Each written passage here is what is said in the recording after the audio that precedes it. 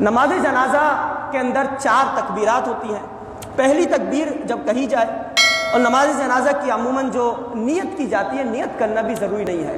نیت جو ہے یہ دل کے ارادے کا نام ہے۔ آپ نے ارادہ کیا کہ میں نماز جنازہ ادا کر رہا ہوں، تو اس کے لیے زبان سے کچھ الفاظ ادا کرنا یہ ضروری نہیں ہے۔ سب کو معلوم ہے کہ نماز جنازہ ادا کی جا رہی ہے، لہذا پہلی تکبیر کے بعد ثنا پڑھی جائے گی، دوسری تکبیر کے بعد درود شریف مکمل پڑھا جائے گا، اور تیسری تکبیر کے بعد 3 دعائیں نبی کریم صلی اللہ علیہ وسلم نے ہمیں سکھائی ہیں۔ 3 دعاؤں میں سے ایک دعا جو ہے، میت اگر نابالغ ہے اور لڑکا ہے تو اس کے لیے ایک الگ دعا ہے، اللہم اجعلہ لنا فرطا واجعلہ لنا اجرا وذخرا واجعلہ لنا شافعا ومشفعا، یہ دعا پڑھے۔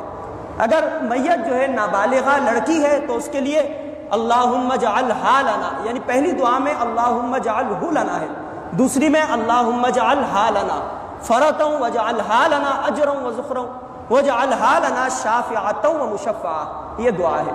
اور تیسری دعا اگر میت بالغ ہے، چاہے وہ مرد ہو یا عورت ہو، اس کے لیے دعا ہے اللہم اغفر لحینا ومیتنا وشاہدنا وغائبنا وصغیرنا وکبیرنا وذکرنا وانثانا، اللہم من احییتہ منا فاحیہ علی الاسلام ومن توفیتہ منا فتوفہ علی الایمان۔ اگر کسی شخص کو یہ دعائیں یاد نہیں ہیں تو وہ اللہم اغفر لہ، اللہم اغفر لہا، اس پر اکتفا کرے اور یہ بار بار پڑھتا رہے۔